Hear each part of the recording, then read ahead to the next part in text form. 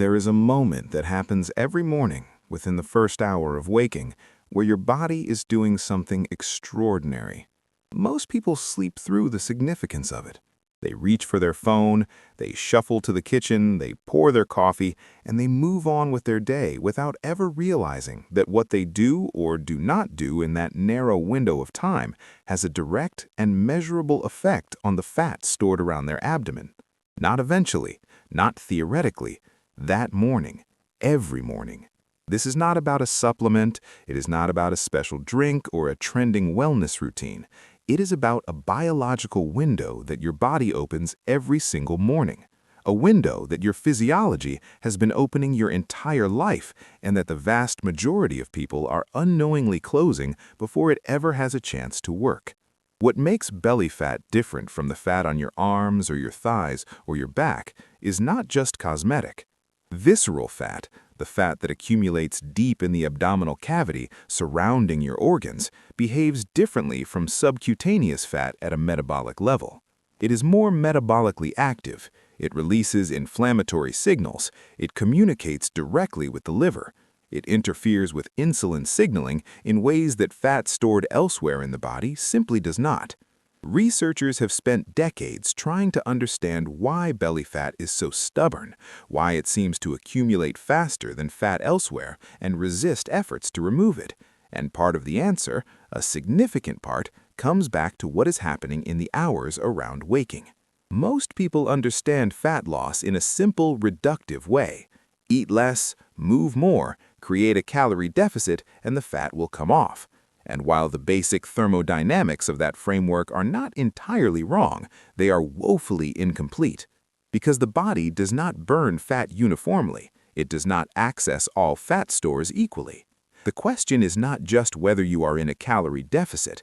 The question is whether your hormonal environment at any given moment is one that allows fat mobilization to occur. And this is where the morning comes in. When you are asleep, something important is happening in your body. By the time you've been asleep for several hours, insulin levels are at their lowest point of the day. Insulin, the hormone produced by your pancreas in response to eating, is, among its many functions, the primary brake on fat burning. When insulin is high, fat cells are in storage mode. They hold on to what they have. When insulin is low, fat cells begin releasing their stored energy into the bloodstream. The technical term is lipolysis, the breakdown of fat. And after 8 hours of sleep without food, your body is in a state of low insulin and active lipolysis. Fat is moving. Cortisol is also rising in those early morning hours. Most people have heard of cortisol as the stress hormone, and they associate it with negative effects. And in chronic excess, those associations are correct. But the natural morning cortisol surge is not a problem. It is a signal. Cortisol rises before you even wake up as part of your body's natural preparation for the day. One of its functions is to mobilize energy, including from fat stores. The combination of low insulin and rise in cortisol in the early morning creates what is genuinely a fat mobilization window. Your body is primed, hormonally, to access stored fat for fuel in a way that it simply is not at other points in the day. Here is where the investigation gets interesting. Because what most people do in the first 30 to 60 minutes of waking up directly determines whether that window stays open or closes almost immediately. The number one thing that closes the morning fat-burning window is a sharp insulin spike. And the most common cause of a sharp morning insulin spike is something that billions of people do every single day without a second thought. They eat a carbohydrate-heavy breakfast immediately upon waking. Cereal, toast, juice, a sweetened coffee drink, a pastry, a granola bar. These foods, particularly the refined, processed versions most people reach for in the morning rush, drive insulin upward within minutes of consumption. The fat mobilization window that your body spent 8 hours creating closes within 15 to 20 minutes of that first bite. The body shifts from fat-burning mode to glucose processing mode, and the visceral fat stays exactly where it is. Now, this does not mean you should never eat breakfast. That is not where this investigation leads. The question is not whether to eat breakfast. The question is what and when and in what sequence, because those details determine what your body does with that morning hormonal window in a way that calorie counting completely misses. There's a guide called Body's Hidden Signals in the pinned comment below that maps out this hormonal window in detail, including how your organs respond to different morning habits in the first hour after waking. It covers exactly this kind of mechanism across dozens of daily behaviors. If this is resonating with you, that's the next place to go after this video. But let us keep following the evidence, because the habit that almost nobody talks about, the one that keeps that morning window open and actively accelerates the mobilization of belly fat, is not fasting, and it is not a cold shower, and it is not a specific food. It is movement. Specifically, low-intensity movement in a fasted state, performed before the first meal of the day. This sounds simple. Almost embarrassingly simple given how much noise exists in the health and fitness space. But the physiology behind it is layered and specific, and once you understand it, the simplicity stops feeling anticlimactic and starts feeling like exactly the kind of thing that should have been obvious all along. When you move your muscles, even gently, even slowly, they require energy. In a fasted state, with insulin low, the primary fuel source your muscles draw on is fat. Not glucose, not glycogen, or at least not primarily, fat. The fatty acids that were already being mobilized from your fat cells, particularly from visceral fat stores, are now being pulled into active use by your muscles. You are not just allowing lipolysis to happen passively, you are creating a demand for the fat that is already in circulation. The window stays open, the fat gets used. The intensity matters here. And this is a detail most people get wrong. High-intensity exercise in a fasted state can work against this process. When exercise intensity rises above a moderate threshold, the body increasingly shifts to glucose as its primary fuel source, because glucose can be metabolized faster than fat, and the body prioritizes speed under high demand. It also triggers a sharper cortisol response, which in the long run can actually promote fat storage around the abdominal if the body perceives the stress as chronic. Low to moderate intensity, a brisk walk, a slow jog, gentle body weight movements, a calm yoga flow, keeps you in the fat oxidation zone, where fat is the preferred fuel and the morning hormonal window is fully exploited. A 20 to 30-minute walk before breakfast is not a consolation prize for people who cannot do more. It is, metabolically speaking, one of the most targeted fat loss tools that exist for the abdominal region specifically.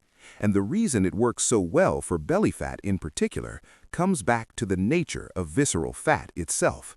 Visceral fat, the fat wrapped around your internal organs, is highly sensitive to catecholamines, the chemicals released during low-level physical activity, including to adrenaline and noradrenaline.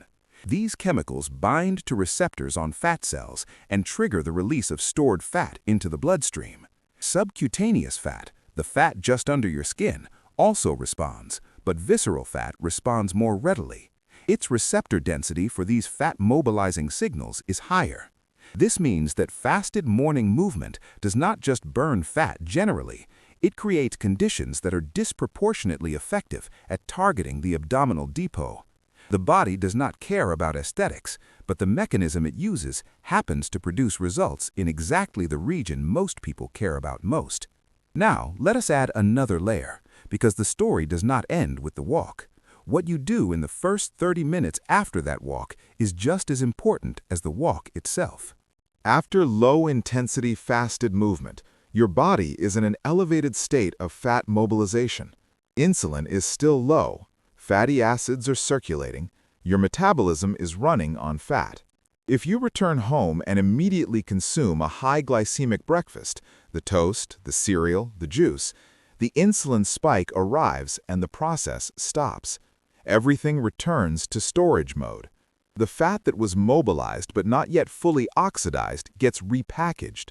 The window closes.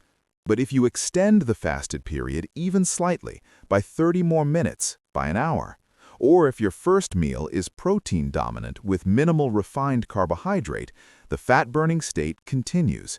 Protein does raise insulin, but modestly compared to carbohydrates, and it simultaneously raises glucagon, a hormone that works in opposition to insulin and actually promotes fat mobilization.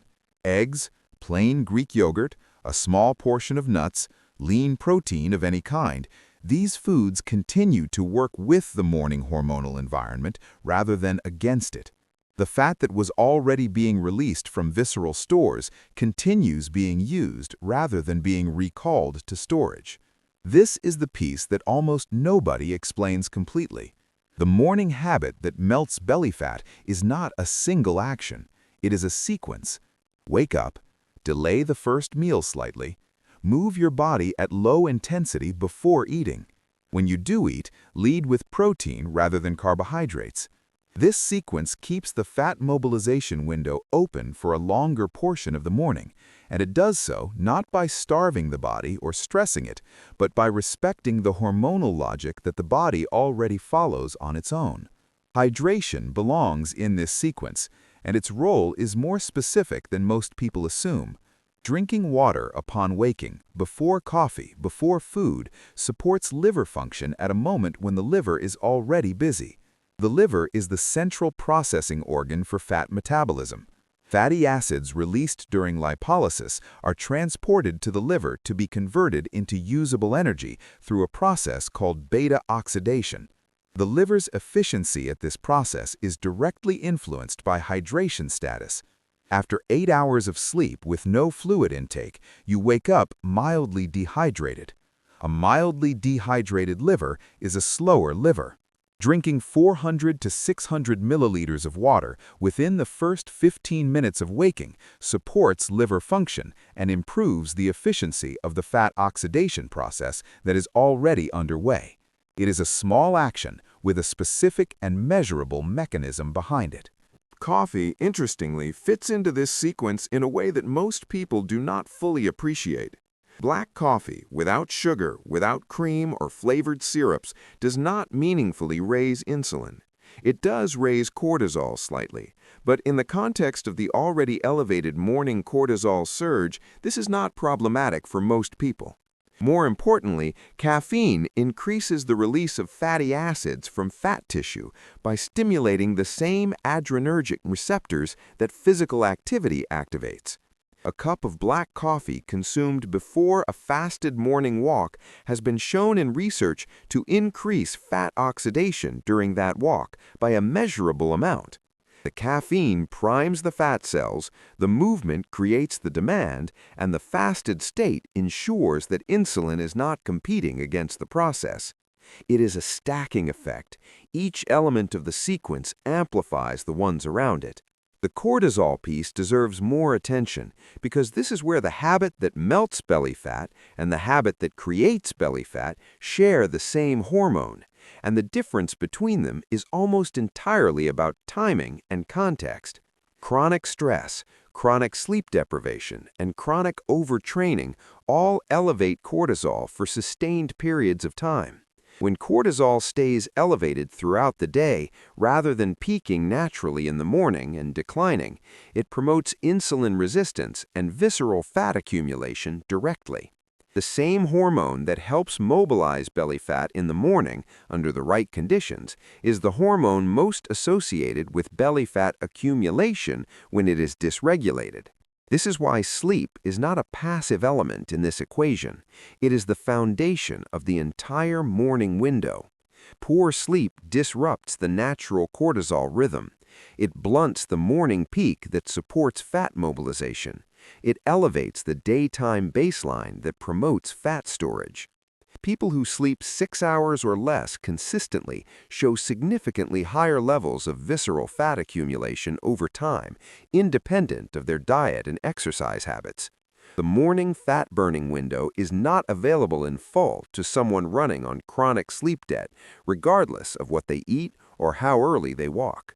This means the habit does not begin in the morning, it begins the night before.